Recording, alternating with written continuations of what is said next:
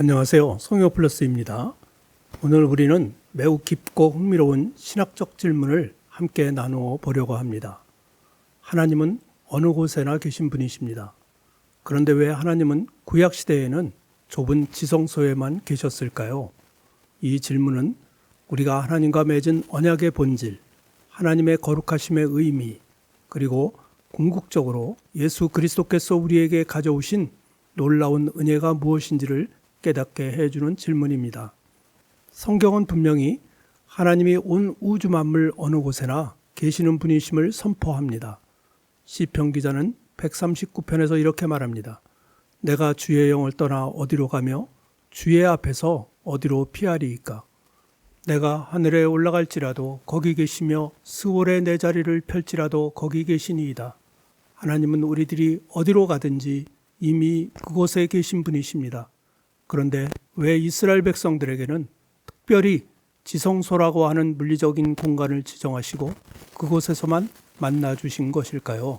마치 전 세계에 지사를 둔 대기업의 회장이 본사 3층의 좁은 회장실에서만 주요 손님을 맞이하겠다고 하는 것과 같은 역설처럼 느껴지기도 합니다. 오늘 우리는 이 표면적인 역설 속에 담긴 하나님의 깊은 뜻을 살펴보고자 합니다. 지성소는 성막 또는 성전의 가장 안쪽에 위치한 지극히 거룩한 곳을 뜻하고 있었습니다. 그 방 안에는 십계명이 담긴 언약궤와 그 궤를 덮는 속죄소가 있었습니다. 하나님은 바로 그 속죄소 위에, 즉 그룹 천사들 사이에서 이스라엘과 만나 주셨습니다. 지성소는 단순한 방이 아니었습니다. 그곳은 죄인인 인간이 감히 다가갈 수 없는 하나님의 압도적인 거룩함과 순결을 상징적으로 보여주는 공간이었던 것입니다. 그리고 이 지성소는 두껍고 화려한 휘장으로 가려져 있었습니다. 그리고 그 휘장 안으로 들어갈 수 있는 사람은 오직 대제사장 한 명뿐이었습니다. 그것도 1년에 단 한 번, 대속죄일에만 백성의 죄를 대속하는 피를 가지고 목숨을 걸고 들어갈 수가 있었던 것입니다. 만약 일반 제사장이 허락 없이 그 지성소에 들어간다면 그는 죽음을 면치 못할 것이라고 성경은 분명히 경고하고 있습니다. 그렇다면 그러한 경고의 이유는 무엇이었을까요? 지성소의 휘장은 죄인인 인간과 절대적으로 거룩하신 하나님 사이에 놓인 피할 수 없는 장벽이었습니다. 마치 고전압 위험 표지판이 있는 발전소의 철조망과 같습니다. 그 철조망은 우리의 접근을 막는 장벽이지만 동시에 그 고전압의 위험으로부터 우리를 보호하는 장치이기도 합니다. 이와 같이 지성소의 폐쇄성은 죄를 가진 인간이 그분의 거룩한 임재 앞에 서는 것이 얼마나 두려운지를 알려주고 있는 것입니다. 자, 그렇다면 지성소는 단지 위험한 접근 금지 구역이었을까요? 아닙니다. 두 번째 의미는 지성소가 바로 언약적 만남의 장소였다는 것입니다. 지성소 안에는 십계명이 담긴 언약궤가 있었습니다. 그 언약궤는 하나님이 이스라엘 백성과 만나는 계약의 상징입니다. 그 언약궤의 뚜껑은 속죄소라고 불렸는데 이는 죄가 덮여지고 용서가 이루어지는 바로 그곳임을 알려주고 있습니다. 하나님은 모세에게 이와 같이 말씀하셨습니다. 출애굽기 25장 22절 말씀. 거기서 내가 너와 만나고 속죄소 위 곧 증거궤 위에 있는 두 그룹 사이에서 내가 이스라엘 자손을 위하여 네게 명령할 모든 일을 네게 이르리라. 지성소는 곧 만날 수 없는 거룩한 하나님이 죄 많은 백성을 만나기 위해 스스로 정하신 은혜의 장소였던 것입니다. 하나님은 이스라엘 백성과의 관계를 닫지 않으시고 좁지만 확실한 언약의 통로를 허락해 주신 것입니다. 이처럼 지성소는 하나님의 거룩하심에 대한 경외심과 동시에 죄인들을 만나고자 하시는 그분의 놀라운 사랑을 동시에 보여주는 신비로운 공간이었습니다.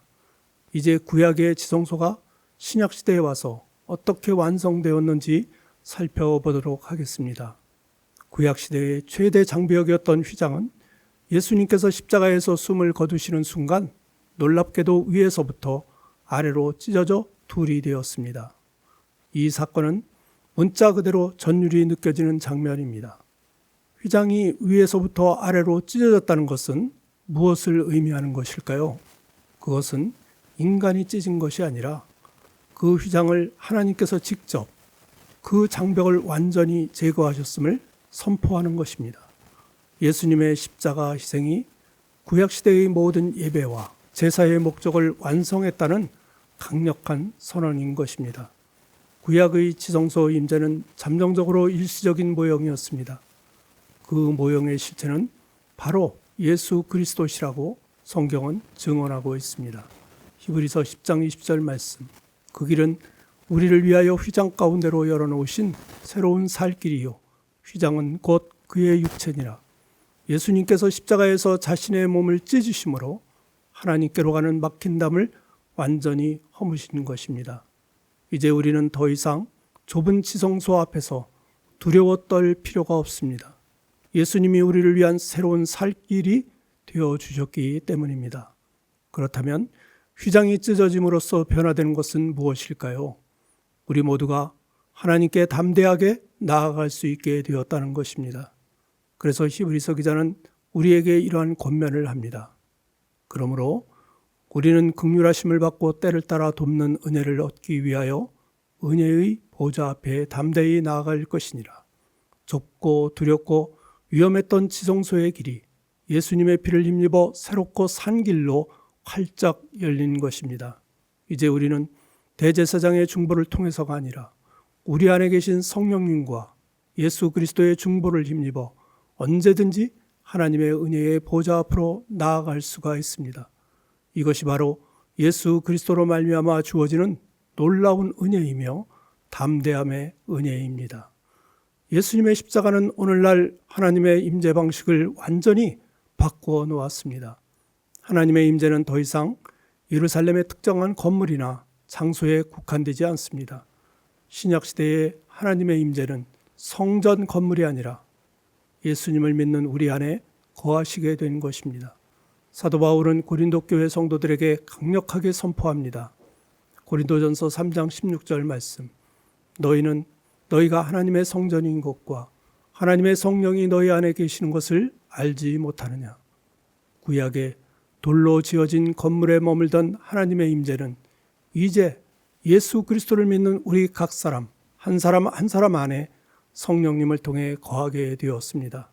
오늘날 우리는 걸어다니는 하나님의 성전입니다. 지극히 거룩하신 하나님이 바로 지금 이 순간 우리의 몸과 마음에 계신 것입니다. 이 사실은 정말 가슴 뛰는 진리이며 동시에 우리의 삶에 막중한 책임감을 부여하고 있습니다. 우리가 걸어다니는 성전이 되었다면 이제 우리들은 어떠한 삶을 살아가야 할까요? 하나님의 성전인 우리의 몸은 세속의 욕망과 불순한 생각으로 더럽힐 수가 없습니다. 고린도전서 3장 17절은 이렇게 경고합니다. 누구든지 하나님의 성전을 더럽히면 하나님이 그 사람을 멸하시리라. 하나님의 성전은 거룩하니 너희도 그러하니라. 구약의 지성소가 지극히 거룩하였던 것처럼 성령이 거하시는 우리의 삶 또한 지극히 거룩해야 합니다. 우리들은 세상의 가치나 유행이 아닌 하나님의 말씀의 기준으로 우리의 생각과 행동을 다스려야 합니다. 우리 안에 계신 성령님은 빛이십니다. 성령님은 빛이 되어 우리 안에 어둠과 죄를 드러나게 하십니다. 이 성령의 도우심을 받아 우리는 거룩하고 정결한 삶을 살아가야 할 책임이 있는 것입니다. 구약의 지성소로 들어가는 좁은 문은 하나님의 압도적인 거룩함과 언약의 은혜를 보여주고 있습니다. 찢어진 휘장은 예수 그리스도의 완전한 희생을 통해 하나님께 나아가는 새 길을 열었음을 증명하고 있습니다. 우리 안의 성령님은 이제 우리가 곧 성전이므로 거룩한 삶을 살아야 할 책임이 있음을 가르쳐주고 있습니다. 그러므로 우리는 구약의 지성소 앞에서 벌벌 떨던 죄인이 아닙니다. 우리는 예수 그리스도의 피를 힘입어 은혜의 보좌 앞에 담대히 나아갈 수 있는 특권을 가진 자들입니다. 그러므로 매 순간 예배와 기도로 우리의 삶의 모든 영역을 하나님이 거하시는 거룩한 지성소로 가꾸어 나가야 합니다.